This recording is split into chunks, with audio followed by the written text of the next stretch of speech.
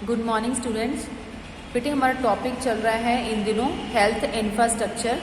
तो कुछ टॉपिक हम कवर कर चुके हैं हेल्थ इंफ्रास्ट्रक्चर के और कुछ आज करेंगे, जिसमें से एक है Indian system of medicine. Indian system कैसा है हमारा दवाइयों को लेके, मेडिसिन को लेके, तो वो हम देखेंगे आज। India has its own well developed alternate system of health care. India का जो है एक बहुत ही अच्छा खासा जो है सिस्टम है हेल्थ केयर को लेके, जिसके अंदर जो 6 सिस्टम को इंक्लूड किया गया है। पहला है आयुर्वेदा, दूसरा है योगा, थर्ड है यूनानी, फोर्थ है सिद्धा और फिफ्थ है नैरोपैथी और लास्ट है 6th होम्योपैथी। इन सबको फर्स्ट लेटर को जोड़ के एक वर्ड हमने कॉमन चूज कर लिया जिसका नेम है आयुष। तो ये इंडियन सिस्टम हमारी कंट्री के अंदर चलता है मेडिसिन का, इसको बोलते हैं इंडियन सिस्टम ऑफ मेडिसिन। तो इसी से जुड़े हुए और क्या कंसेप्ट है इंडियन सिस्टम के कि एट प्रेजेंट अगर हम देखते हैं तो 3167 इस तरह के ISM यानी कि इंडियन सिस्टम मेडिसिन के हॉस्पिटल्स हमें देखने को मिलते हैं। एट प्रेजेंट का डेटा है ये। 26,000 जो है वो डिस्पेंसरीज देखने को मिलेंगी हमें इंडिया के अंदर इस सिस्टम के अंदर, सिस्टम को लेके, ठीक है। और 7 लाख जो है वो रजिस्टर्ड प्रैक्टिशनर्स हमें दिखेंगे यहाँ पे इंडिया में, जो खुद की प्रैक्टिस करते हैं और उनका नेम जो है वो रजिस्टर्ड है, राइट। तो ऐसे प्रैक्टिशनर्स हमें देखने को मिलेंगे। ये जो है इन्हीं सिस्टम के अंदर जो आते हैं 6 सिस्टम हमने रीड किए हैं। तो इतने हमारे पास डाटा अवेलेबल है इस सिस्टम के अकॉर्डिंगली, कितने हमारे डिस्पेंसरीज हैं, कितने लोग जो है वो प्रैक्टिस कर रहे हैं, कितने हॉस्पिटल्स हैं, राइट। सो जो हमारा इंडियन सिस्टम है मेडिसिन का, it has potential and can solve a large part of our health care problem because they are effective, safe and inexpensive.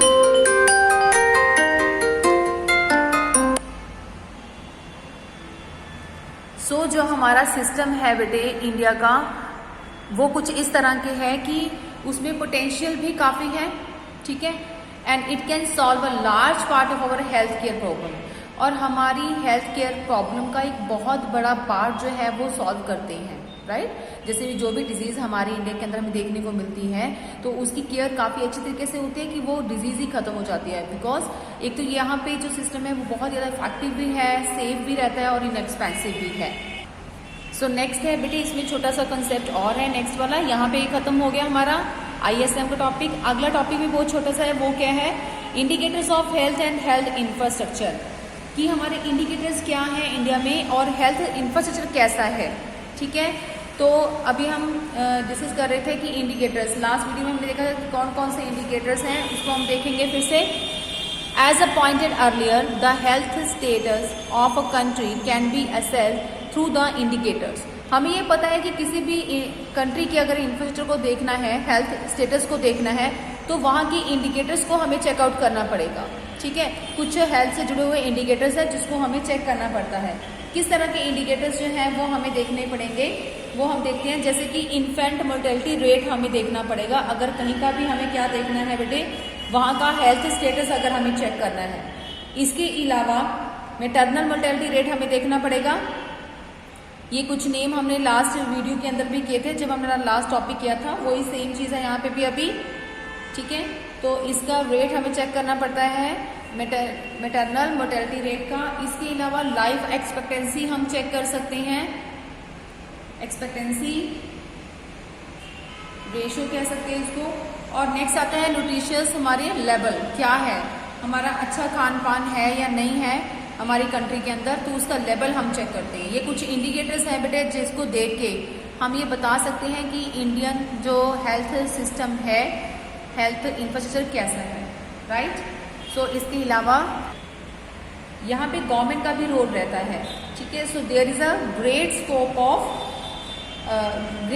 For the role of the government in the health sector. तो हमें पता है कि हर एक जगह की government जो है वो काफ़ी अपना असेसेबल दिखाते हैं, अपनी काफ़ी वो दिखाती है, रोल दिखाती हैं अपनी इंफ्रास्ट्रक्चर को अच्छा करने का, हेल्थ को अच्छा करने का। तो इंडिया में क्या है, यहाँ पे हम डेटा अगर चूज कर देखते हैं तो हमें नज़र आता है कि 4.7% जो खर्चा है जीडीपी में से, सो ये कह सकते हैं कि जीडीपी का 4.7% जो है वो हेल्थ सेक्टर में खर्च हो जाता है, राइट। हेल्थ सेक्टर पे खर्चा किया जाता है। So it is extremely low as compare the other developed या फिर डेवलपिंग कंट्रीज। जितने भी डेवलप्ड अगर कंट्रीज की बात करें तो वो बहुत ज़्यादा एक्सपेंडिचर करते हैं बेटे इन चीज़ों के लिए, लेकिन हमारी कंट्री के अंदर क्या है, जीडीपी का सिर्फ 4.7% पार्ट ही है जो सिर्फ हेल्थ इंफ्रास्ट्रक्चर के लिए खर्च किया जाता है, और वो काफ़ी ज़्यादा कम है। इसके अलावा हमारा इंडिया की अगर पॉपुलेशन की बात करें तो वो पूरे वर्ल्ड की 17% पार्ट बनता है। 17% of the world population, total population अगर हम दुनिया की लेते हैं तो उसमें से हमारे इंडिया का 17, इंडिया में कितने लोग रहते हैं, 17% लोग इंडिया में ही रहते हैं पूरे वर्ल्ड की पॉपुलेशन का, राइट। तो इट इज़ एक्सट्रीमली, यहाँ पे अब पॉपुलेशन ज़्यादा है, एक्सट्रीमली लार्ज, हमें पता है कि ज़्यादा है, लेकिन it bears a frightening 20% of global burden of disease. उसके बावजूद भी, इतनी पॉपुलेशन होने के बावजूद भी सिर्फ 20% जो है वो जीबीडी यहाँ पे लोग बियर करते हैं। जीडीपी का मतलब क्या होता है, अब हम इसको देखते हैं। GDP is an indicator used by expert to gauge the number of people dying prematurely due to the particular disease. इसका मतलब यहाँ पे एक ऐसा साउंड है, एक ऐसी चीज है जिसको हम एज ए इंडिकेटर चूज करते हैं।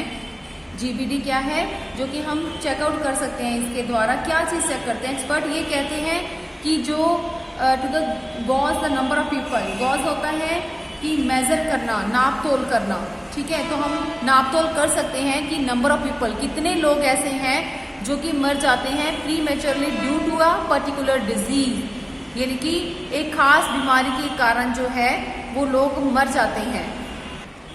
और साथ ही साथ यहाँ पे number of person, number of year भी हम चेक करते हैं, as well as the number of year spend by them, और वो जो लोग मरते हैं वो कितना टाइम जो है वो स्पेंड करते हैं उसी डिजीज के साथ, इन अ स्टेट ऑफ डिसेबिलिटी और इन टू द डिजीज, यानी कि डिजीज का जो उसकी डिसेबिलिटी को वो है बर्दाश्त करते हैं, ठीक है। तो वो कितने साल जो है लंबा टाइम उस चीज को झेलते हैं, राइट। तो वो जो इंडिकेटर है वो हमें कैसे पता चलता है, जीबीडी। सो इसका मतलब ग्लोबल बर्डन ऑफ डिजीज, यानी कि एक ऐसा बर्डन जो कि लोगों को सहन करना पड़ता है लंबे टाइम के लिए, कितना टाइम के लिए सहते हैं और कितने नंबर ऑफ पर्सन है जो इस तरह की प्रीमेच्योर बीमारी को जो है वो सहन करते हैं, बियर करते हैं, उसको बर्दाश्त करते हैं। सो किस तरह की बीमारियां हो सकती हैं बेटे, जैसे कि हम डायरिया कहते हैं, लोगों को हो जाता है, ठीक है।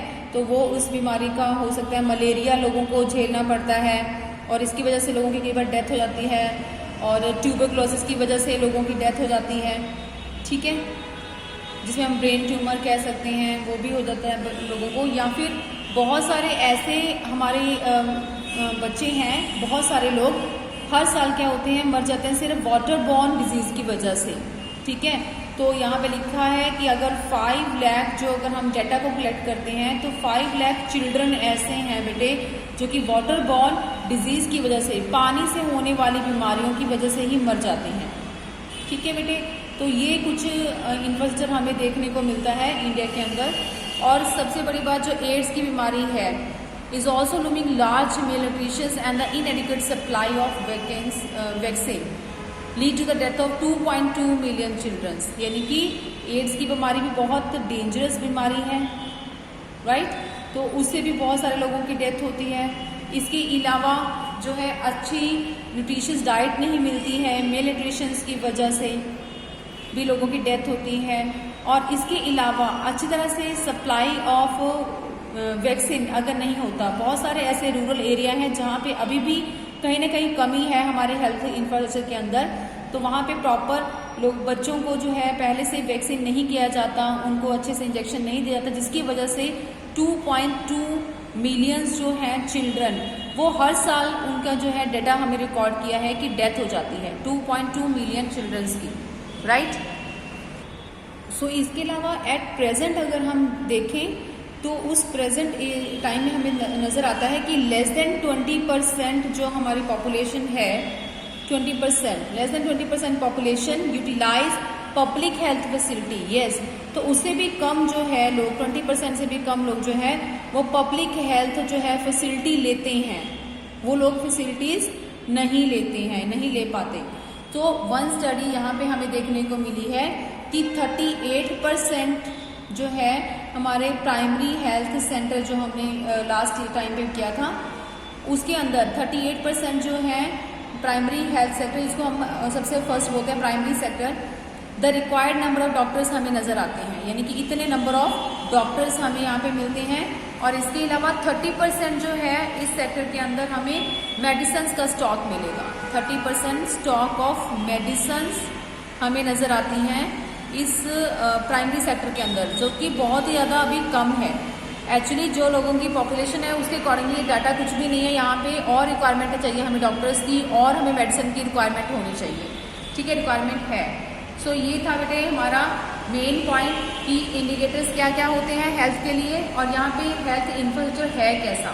तो हेल्थ इंफ्रास्ट्रक्चर जो है डेटा हमने बीच में यहाँ पे लिखा है, तो आपको लर्न करना है, थोड़ा सा डाटा आपको याद होना चाहिए, तो किसी के भी आपके ऊपर आप समझा सकते हो कि हेल्थ इंफ्रास्ट्रक्चर की पोजीशन जो है या उसका स्टेटस जो है वो कैसा है। नेक्स्ट जो टॉपिक है वो है अर्बन रूरल क्या है और पुअर रिच डिवाइड क्या है, यानी कि अर्बन और रूरल के बीच में जो डिफरेंसेस है हेल्थ के लेके वो हम यहाँ पे पॉइंट रीड करेंगे, और पुअर और जो रिच है उनके बीच में जो डिवाइड है वो क्या है, उन दोनों के बीच में गैप जो है वो किस वजह से है। इस टॉपिक को बेटे हम थोड़ा बुक में से देखने वाले हैं। तो अर्बन रूरल पहले हम हेल्थ देखेंगे, यहाँ पे इंफ्रास्ट्रक्चर का, हेल्थ इंफ्रास्ट्रक्चर हम नोटिस करते हैं। तो 70% जो हमारी पॉपुलेशन है आपको पता है रूरल एरिया के अंदर रहती है, राइट। उसमें से भी जो 1/5 है, only 1/5 of its hospital including private hospitals are located in the rural area, यानी कि अगर हम पॉपुलेशन की बात करें वो ज़्यादा है 70%, और अगर हॉस्पिटल टोटल अगर इंडिया में हॉस्पिटल देखें उसमें से उसका 1/5 पोर्शन कर लें तो उतने जो है सिर्फ रूरल एरिया के अंदर नजर आएंगे। अगर पूरे इंडिया में 100 हॉस्पिटल्स हैं तो उसका 1/5 किया, यानी कि 20% हॉस्पिटल हमें रूरल एरिया के अंदर नजर आते हैं, जो कि काफ़ी कम है। पॉपुलेशन 70% और जो हॉस्पिटल है वो सिर्फ 20%। तो rural India has only about half the number of dispensaries. Total dispensaries का 50% जो है वो रूरल एरिया के अंदर हमें डिस्पेंसरीज देखने को मिलती है, और जिसके अंदर out of 6.3 lakh bed in the government hospital. तो इसमें से 6.3 लाख जो है बेड हमारे गवर्नमेंट हॉस्पिटल में हमारे हैं, ठीक है। 30% जो है अब are available in the rural area. तो रफली अगर अंदाजा लगाएं तो बेड कितने नजर आएंगे यहाँ पे हमारे रूरल एरिया के अंदर। अगर हम टोटल बात करें तो 6.3 लाख बेड्स हमें गवर्नमेंट हॉस्पिटल में दिखते हैं, और रूरल एरिया के अंदर कितना 30% हमें अवेलेबल होंगे। ये छोटा सा डाटा बीच में आपको लर्न करना पड़ेगा बेटे। Thus people living in the rural area don't have sufficient medical infrastructure, और साथ में जो रूरल एरिया के अंदर रहते हैं उनको अच्छे से दवाइयाँ भी अवेलेबल नहीं हो पाती हैं। Okay, so these are led to the differences in the health status of the people. और यही चीजें हैं जो हमें डिफरेंस क्रिएट करके बताती हैं हेल्थ से जुड़े हुए चीजों को। इसी तरह से जो हॉस्पिटल्स हैं, as far as hospitals are concern, there are only 0.36 hospitals for every 1 lakh people. तो अगर हम रूरल एरिया में बात करें तो 1 लाख अगर पॉपुलेशन की बात करते हैं तो उसके लिए कितना हमें हॉस्पिटल प्रोवाइड होते हैं, ओनली 0.36%, ठीक है। और यही चीज हम अर्बन एरिया में अगर बात करें तो 1 लाख के पीछे 3.6%, यानी कि 3.6 जो है हमें बेड प्रोवाइड होते हैं, यानी कि हॉस्पिटल प्रोवाइड होते हैं, राइट बेटे। यहाँ पे आप फिर से एक बार डाटा चेक कर सकते हो। आई थिंक सो आपको ये नजर नहीं आया। यहाँ पे हमने डिस्कस किया था कि 30% अवेलेबल है बेड्स रूरल एरिया के अंदर, और मेडिसिन भी प्रॉपर इंफ्रास्ट्रक्चर वहाँ पे प्रॉपर नहीं है, लोगों को दवाइयाँ अच्छे से नहीं मिलती हैं। और अगर 1 लाख की पॉपुलेशन गांव में है तो सिर्फ 0.36 हॉस्पिटल वहाँ पे प्रोवाइड है। अगर रूरल एरिया के अंदर वही पॉपुलेशन लेते हैं 1 लाख तो वहाँ पे 3.6 हॉस्पिटल प्रोवाइड हैं लोगों के लिए, राइट बेटे। सो बेटे और क्या डिफरेंस है रूरल और अर्बन के अंदर। जो प्राइमरी हेल्थ सेंटर है रूरल एरिया के अंदर लोकेटेड हैं, सो वहाँ पे कुछ फैसिलिटीज हमें देखने को नहीं मिलेगी, जैसे एक्सरे नहीं करवा सकते वहाँ पे, ब्लड टेस्टिंग वहाँ पे फैसिलिटी नहीं होती है।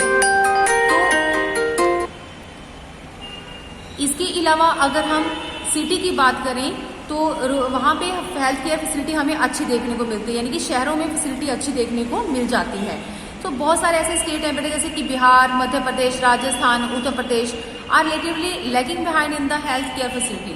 तो वो हेल्थ केयर फैसिलिटी को लेकर थोड़ा सा पीछे रह जाते हैं। सो रूरल एरिया के अंदर percentage of population who have no access to proper care has increased over the last few years.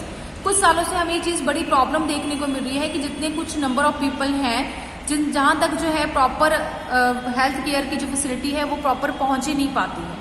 ठीक है, तो विलेजेस में क्या है, no access to any specialized medical care, तो उनको कोई स्पेशलाइजेशन नॉलेज तो है नहीं है, लेकिन मेडिकल केयर भी प्रॉपर स्पेशलाइज नहीं की जाती। जैसे कि यहाँ पे जैसे पेडियाट्रिक्स है बेटे, पेडियाट्रिक्स कौन से होते हैं, वो डॉक्टर जो कि छोटे बच्चों से लेके 15-20 साल तक के बच्चों का जो है इलाज करते हैं। ठीक है, सो विलेजेस में सारी असेसमेंट नहीं होती है, असेस नहीं होता है स्पेशलिटी, जैसे कि पेडियाट्रिक्स डॉक्टर नहीं हमें मिलते हैं, गायनालॉजिस्ट जो कि लेडीज़ का इलाज करते हैं, और एनेस्थीसिया देने वाले डॉक्टर अवेलेबल नहीं होते हैं। कई बार बड़े बड़े ऑपरेशंस के लिए इंजेक्शन देना पड़ता है उनको थोड़ा सा अनकॉन्शियस करने के लिए, तो उस चक्कर में यहाँ पे थोड़ा सा एनेस्थीसिया लेना पड़ता है, वो डॉक्टर्स यहाँ पे अवेलेबल नहीं हैं। और साथ में ऑब्स्टेट्रिक्स जो डॉक्टर्स हैं वो भी यहाँ पे, ऑब्स्टेट्रिक्स डॉक्टर जो हैं वो भी वहाँ पे नहीं मिलते हैं। तो ये कौन से डॉक्टर्स होते हैं जो बड़े डिजीजेस का इलाज करते हैं, तो वो सारे डॉक्टर्स हमें जो है विलेजेस के अंदर अवेलेबल नहीं होते हैं। ठीक है, सो 363 जो है recognized medical colleges produce about 44,000 medical graduates every year. यहाँ पे हमने देखा है कि 380 जो है रिकॉग्नाइज्ड मेडिकल कॉलेज हमें देखने को मिलते हैं, और जहाँ से 44,000 नियर अबाउट जो है बहुत सारे लोग जो है वहाँ से ग्रेजुएशंस करते हैं। इतनी अच्छी फैसिलिटी होने के बावजूद भी यहाँ पे शॉर्टेज है डॉक्टर्स की इन द रूरल एरिया। सो यहाँ पे रूरल एरिया में अभी भी कमी देखने को मिलती है, राइट। नेक्स्ट में हम इसमें करेंगे कि पुअर और रिच के बीच में बेटे डिवाइड हम कर रहे थे, तो वो क्या हम लिखेंगे यहाँ पे, पुअरेस्ट जो है 20% जो इंडिया का पार्ट है, यानी कि poorest 20% of Indian living in both urban and rural area, दोनों ही एरिया में हमें देखने को मिलते हैं। गरीब लोग तो हर जगह पे हैं, रूरल एरिया में भी और अर्बन में भी। तो 20% पोर्शन जो है वो गरीब लोगों का है इन दोनों जगह पे, लेकिन जो गरीब पर्सन है वो अपनी इनकम का 12% पोर्शन खर्च करता है जब उसको हेल्थ केयर फैसिलिटी चाहिए, लेकिन एक जो रिच पर्सन है वो सिर्फ 2% जो है अपनी इनकम का खर्च करता है। ठीक है, वो 2% खर्च करता है, लेकिन उसकी इनकम का पार्ट बहुत ज़्यादा होता है ना, इनकम भी ज़्यादा और उसका ये 2% ही काफ़ी ज़्यादा होता है। सो यहाँ पे many have to sell their, बहुत सारे ऐसे गरीब लोग हैं भी जहाँ पे उनको अपना ज़मीनें बेच के, अपने मकान बेच के जो है वो अपने बच्चों के लिए हेल्थ केयर फैसिलिटी या अच्छा ट्रीटमेंट जो है वो उनको करवाना पड़ता है, राइट बेटे। तो ये सिचुएशंस होती हैं हमारे गरीब लोगों की। तो यहाँ पे गवर्नमेंट को थोड़ा आगे आना चाहिए। Since the government run hospital don't provide sufficient facilities, यहाँ पे गवर्नमेंट जो है वो सफिशिएंट फैसिलिटी प्रोवाइड नहीं करती है रूरल एरिया के अंदर, और वो फैसिलिटीज उनको मिलनी चाहिए। The poor are driven to private hospital, और अगर गरीब पर्सन जो है वो प्राइवेट हॉस्पिटल में जाना चाहता है तो प्राइवेट में जाएगा, विच मेक्स देम इंडेप्टेड, तो वो उसको बहुत सारा उसको पैसा देना पड़ेगा, जिससे वो क्या हो जाएगा, कर्जे में डूब जाएगा। ठीक है, सो या फिर क्या कर लेगा, ऑप्शन क्या रहती है, या फिर खुदकुशी कर लेता है, मर जाते हैं क्योंकि उनके पास पैसा ही नहीं है देने के लिए। सो ये सारी चीजें जो है वो झेलनी पड़ती है गरीब लोगों को, जिसमें हम ये दोनों के बीच में हम डिवाइड करके बता सकते हैं what's the main health infrastructure differences between the poor and rich, right बेटे। एक टॉपिक और है हमारा, वुमेन हेल्थ कैसा है। सो वुमेन जो का हेल्थ जो सिस्टम है वो भी ज़्यादा अच्छा नहीं है। सो women constitute about half the total population in India, लगभग अगर टोटल पॉपुलेशन में से बात करें तो हाफ क्या है, वुमेन है। ठीक है, और उनको सफ़र करना पड़ता है, बहुत सारी प्रॉब्लम को झेलनी पड़ती है एज कम्पेयर टू मैन, आदमियों के मुकाबले, जेंट्स के मुकाबले ज़्यादा उनको सफ़र करना पड़ता है। किसी भी एरिया में अगर हम चेक करें, एजुकेशन में या फिर इकोनॉमिक एक्टिविटीज़ में या फिर हेल्थ केयर में, तो उनको ज़्यादा जो है वो झेलना पड़ता है। So the deteriorations in the child sex ratio in the country, अगर हम चाइल्ड सेक्स रेशो की भी बात करें ना, तो यहाँ पे 2001 में डेटा गिवन है बेटे, तो यहाँ 1000 अगर वहाँ पे बॉयज़ पैदा होते हैं तो 927 क्या होती हैं, गर्ल्स पैदा होती हैं। और डेटा को आगे लेके जाएं तो 2011 में दोबारा इसको चेक करें तो हमारे चाइल्ड सेक्स रेशियो चेक करते हैं, तो उसमें हमें क्या देखने को मिलता है, अगर 1000 बॉयज पैदा होते हैं तो 914 जो है वो गर्ल्स पैदा होती हैं। तो ये डिफरेंसेस क्यों हैं? Because of the female foeticides in the country, क्योंकि बच्चों को कई ऐसे गर्ल बेबी होते हैं जिनको पैदा होने से पहले ही मार दिया जाता है। तो ये सिस्टम जो है हमारे इंडिया के अंदर अभी भी क्रिएट है, जिसकी वजह से गर्ल्स की जो है काउंटिंग करें तो वो कम है, लेकिन बॉयज अभी भी ज्यादा हैं। सो नेक्स्ट क्या है बेटे, more than 50% of the married women between the age of 15 and 49 has anaemia. तो कुछ ऐसे भी सिस्टम है जिसकी वजह से हेल्थ केयर प्रॉपर नहीं है, क्योंकि जो हमारी 50% तो ऐसी लेडीज हैं जो कि 15 ईयर से लेके 49 तक की एज में तक के जो लेडीज हैं उनको अनीमिया की प्रॉब्लम है, न्यूट्रिशियस डाइट प्रॉपर नहीं है, जिसकी वजह से उनके आयरन डेफिशिएंसी है। ठीक है, सो उससे क्या फर्क पड़ता है, which has contributed to 90% of the maternal deaths. तो वही कारण है, उनकी अनीमिया की बीमारी ही उनका कारण बनता है कि इस तरह के केसेस होते हैं कि 90% जो है वो मैटरनल डेथ्स का पार्ट बनती है। आपको पता है बेटे मैटरनल डेथ हमने डिस्कस किया था कि क्या पार्ट है। इसके अलावा क्या होता है कि अबॉर्शंस होते हैं लेडीज के, जिसकी वजह से क्या हो जाता है, बहुत टाइम केसेस ऐसे आते हैं कि अबॉर्ट करना पड़ता है उनको, चाइल्ड को। सो केसेस ऑफ मैटरनल मॉर्बिडिटी, तो इससे क्या होता है कि मैटरनल मॉर्बिडिटी का केस बनता है and it increase the morbidity in the country. So morbidity मतलब कि उनके खत्म होने के चांसेस हो जाते हैं। ठीक है, so mortality, maternal mortality in India उसी को बोलते हैं, जबकि लेडीज जो होती हैं प्रेगनेंसी के टाइम पे क्या हो जाती हैं, उनकी डेथ हो जाती है। तो ये केस भी हमारे इंडिया के अंदर काफ़ी बढ़ जाता है। सो बेटे लास्ट है ये एक, हम जैसे इसके पॉइंट्स रीड करेंगे, आपको हम डिस्कस कर चुके हैं पहले ही टॉपिक के अंदर। क्रिटिकल असेसमेंट आ सकता है आपको हेल्थ इंफ्रास्ट्रक्चर का, तो उसमें आप पॉइंट लिख सकते हो कि inequitable distribution of health system, जो हमारा हेल्थ सर्विस है वो प्रॉपर नहीं है। तो जैसे modern health facilities are available in urban area only, यानी कि रूरल एरिया अभी भी पिछड़ा हुआ है, राइट।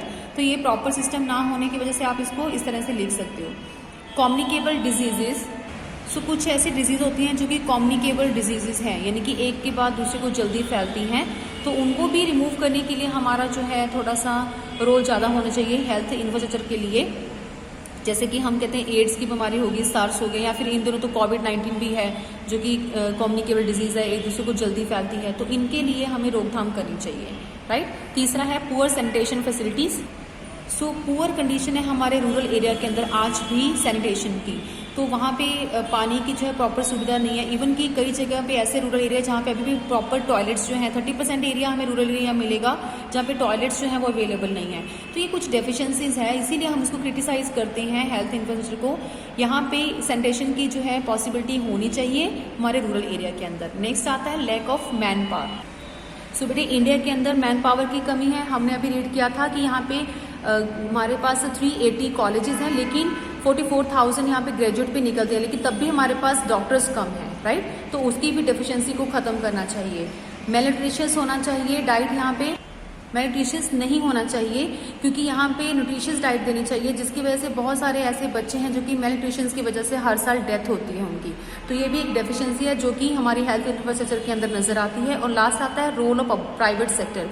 तो प्राइवेट सेक्टर का रोल जो है वो काफ़ी अच्छा नहीं देखने को मिलता है, तो वो भी हमारा रोल जो है वो होना चाहिए। इवन कि ज्वाइंट सिस्टम होना चाहिए, प्राइवेट और पब्लिक सेक्टर दोनों को ही इन्वॉल्वमेंट दिखानी चाहिए हेल्थ इंफ्रास्ट्रक्चर के लिए। तो बेटे ये भी कई बार क्वेश्चन हमारा बन के आता है, जिसको हमने आज डिस्कस कर लिया है। तो यहीं पे आपका टॉपिक जो है वो स्टार्ट होता है हेल्थ इंफ्रास्ट्रक्चर, और इसी के साथ चैप्टर भी हमारा क्लोज होता है। तो नेक्स्ट वीडियो में हम अगला चैप्टर स्टार्ट करेंगे बेटे। ओके।